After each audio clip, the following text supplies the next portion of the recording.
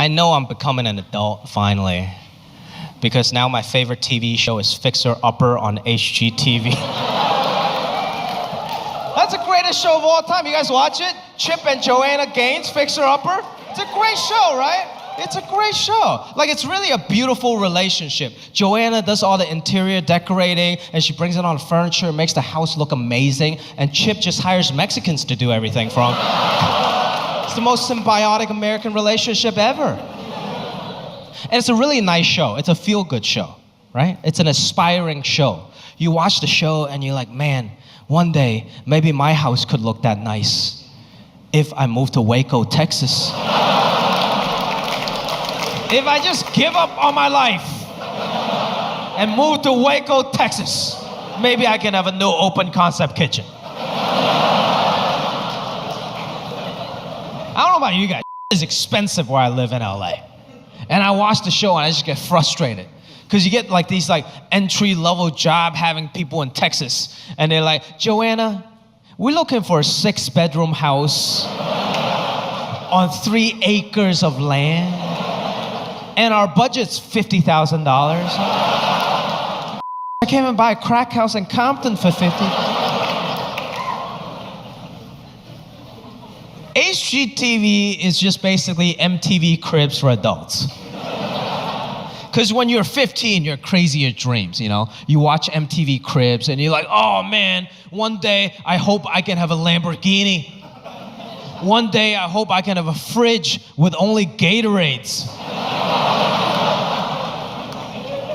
And now you're like 35, your dreams just get a little more realistic. You're watching HGTV and you're just like, oh man, one day I wish I could just fix this roof.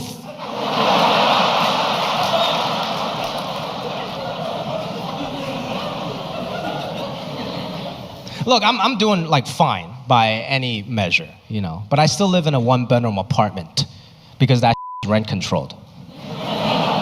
And when the Asian people, when we find a good deal, we never let an go. Yeah. That apartment is about to be generational. It's gonna get passed down to my nephew, his kids, and all that. It's mine now, basically. I don't want to buy a house. I live by myself. And I'm scared of ghosts.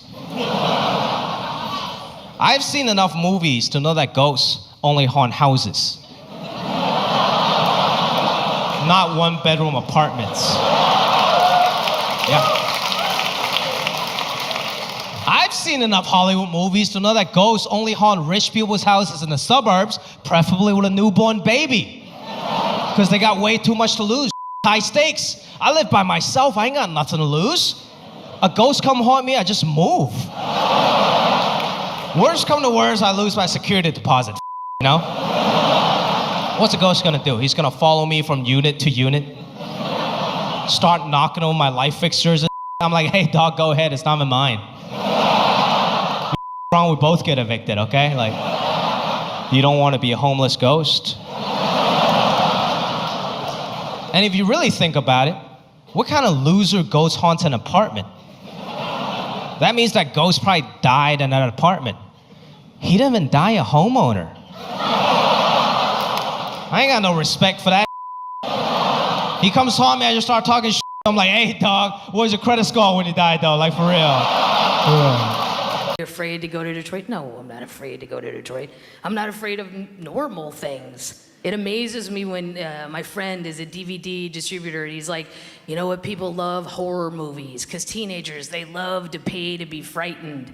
I go, that's because they have not lived long enough to know that real life will scare the shit out of you. There is no reason to go pay to be scared. Because at this age, I could care less if a vampire walked in my house. I truly wouldn't even blink an eye. But look at this mole. Yeah, that scares me. Look at that mole. Yeah. It's got ridges on it now. It didn't 3 weeks ago. But I don't have time to go to a doctor, so I just ask other comedians. They're like, hey, does that look fucked up to you? And they go, no. I go, cool. And then I go have another beer and forget about it. Yeah. Really? You're gonna pay to be scared? I'll scare you. Here's a letter from the IRS. Do you want to open that now or after you've eaten lunch and you can vomit your $8 lunch special? I'm not afraid of a burglar. I'm afraid of the mailman. That's who I'm afraid of. That son of a bitch hasn't brought anything good to my house since I was 10. That's the last time I got a birthday card with money in it. That was it. Ever since then, nothing. But I do love the post office, which is a bit of a dichotomy because I cannot believe at this age, I have friends that when they raise the price of a stamp, my friends will go insane. Yeah, young people in their 30s and 40s. It's not old people on a budget. 30-year-olds. Oh my God, they raised the price of stamps. Jesus Christ, that's a highway robbery. This federal government, really? It's 49 cents. You're angry about that? Because I feel the exact opposite way. I cannot believe to this day that I can walk into a building with a piece of paper in my hand and look at a full-grown adult and go, hey, 49 cents. Will you take this to Alaska?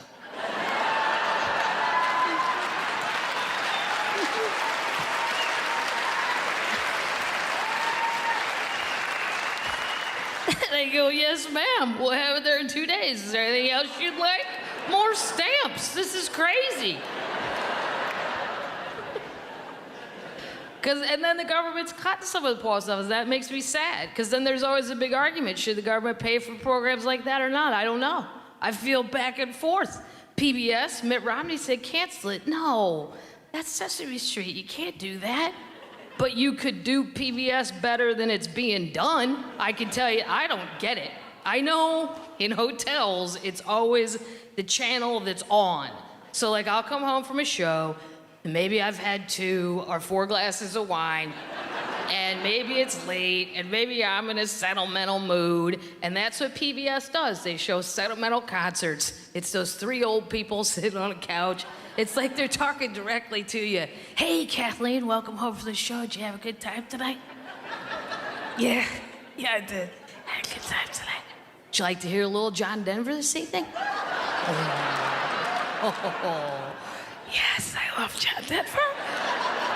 I don't tell people that. It sounds geeky, and I'm still really angry at him for not putting enough gas in his airplane. I don't understand how you do that. You're an American icon. Check your gas gauge. All right, okay. But yes, I'd like to hear some John Denver. Would you like to hear John Denver sing Sunshine? Oh, yeah. I love Sunshine. And then, bam, they blast you to Red Rocks. There it is, Colorado, Red Rocks, 1978. There's John Denver singing it. Sunshine on my shoulders makes me... And then he's gone, and it's the old people again. Hey, Kathleen, were you enjoying that song? Yeah, I was. Would you like to hear John sing the rest of Sunshine? Yeah, I would. Well, here's the thing. We are $84 short, and we got Peter, Paul, and Mary coming up next, and I know you don't want Puff the Magic Dragon interrupted, so why don't you just go ahead and put $250 down on your credit card and enjoy your evening. I hate being a hypochondriac because it's not fun because you're always worried about death. A cold, okay, I'm gone. True story. Every year, Gail and I would get our physical and we'd get our blood work done, just in case there was something, we could stay on top of it. So this happened this year. We got our physicals, got our blood work done. 4 days later, I'm out playing golf. 5 o'clock in the evening, I get back in the golf cart, I see a message from the doctor, a voicemail. And this is what it said: you need to call us as soon as possible. What the hell does that mean? I'll tell you what it means. I'm dying. That's what it means. Oh my God, I called the doctor's office back. It's 5:30 on a Friday. They're gone. I got all weekend to stew about this. I called my friends. I said, look, man, I hope you know that I tried to be a good friend to you and that you'll remember me with a smile when my name comes up in conversation. I called my kids. I said, Daddy has loved you with all his heart. And I said, you're going to find a new daddy. And I'm sure he'll be nice, and just please remember me that I tried to do. I know I made some bad decisions, but and my daughter goes, what's wrong with you? I go, well, I don't know how to tell you this, but the doctor called and said I'm dying. And she said, that's what they said? I said, well, yes. They said they needed me to call them right back, and you know what that means. She goes, yeah, it means they want you to call them right back. I go, well, honey, whatever you got to do to get through this, I totally support it. I went to Gail. I said, baby, make me a promise that when I'm gone, you'll get remarried. Please don't mourn over me. I'm going to be in a good spot. And she goes, what is wrong with you? I said, well, the doctor called and said that I need to call him as soon as possible. And you know what that means. She goes, yeah, it means they want you to call him as soon as possible. I go, no, it means I'm dying. She goes, you know what? You're an idiot. I said, well, I'll be a dead idiot because that's what happens. I called my lawyer on a Saturday. You know what it costs to call your lawyer on a Saturday to make sure your will's in order? Monday morning, that doctor's office opened at 9 a.m. I was outside that door at 7 a.m. I waited for 2 hours. This nurse finally walked up and she goes, what are you doing here, Bill? I said, well, y'all called Friday and said call us as soon as possible. And I tried, but y'all were gone. So I just need to know, is it going to be a quick death? Am I going to linger? Do I need to put more money away? She goes, no, we just wanted to make sure your insurance was still the same.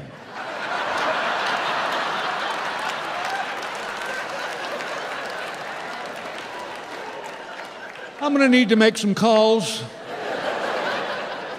But that's what happens as you get older. All your conversations change.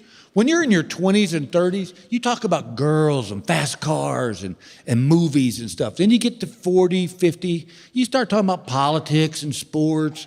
Then you get to my age at 65 and older, and all your conversations are about medical issues going on with you.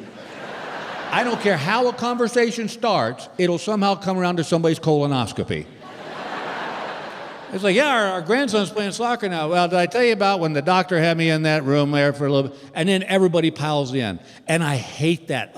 That's all my friends and I talk about anymore is how many pills we're taking, what pills are we taking, what did the doctor say you could or couldn't eat? And God forbid somebody gets rushed to the hospital for emergency surgery. Then we become like witnesses at the Amber trial, Johnny Depp trial. We're just like,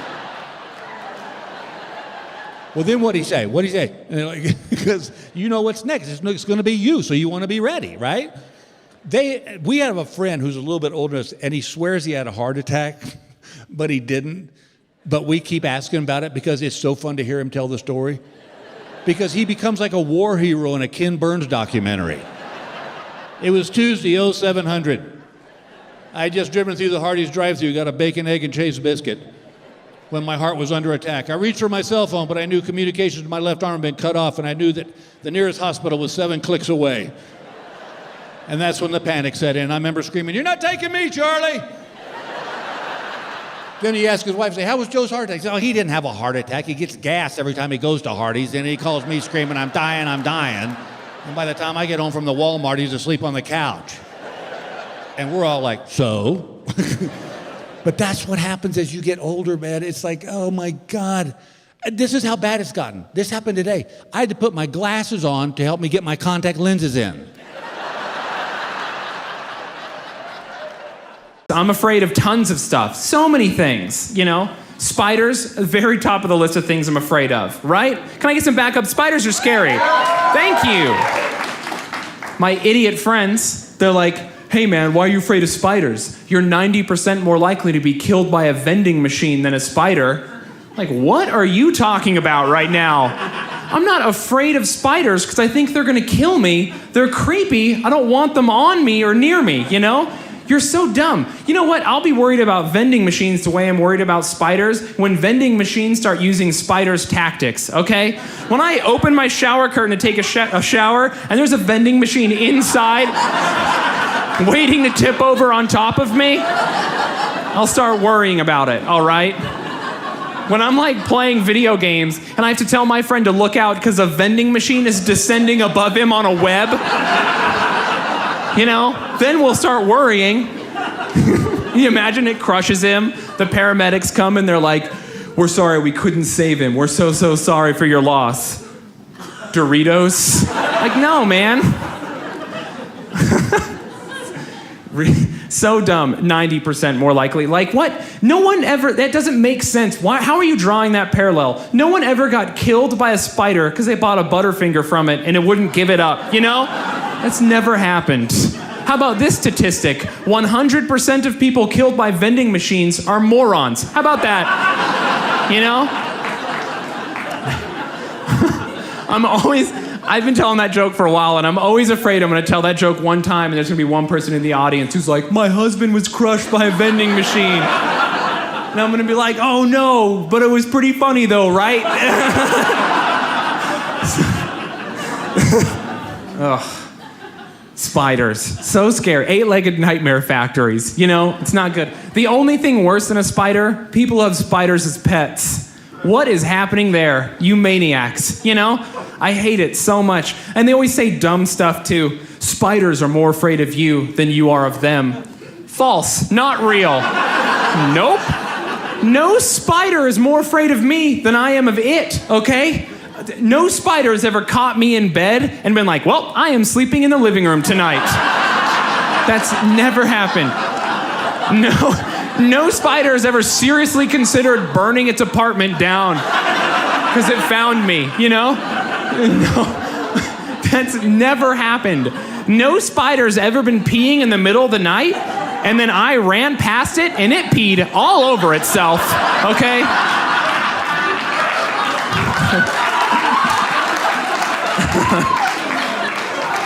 That joke is so much more real than I want it to be. It's... Oh, man.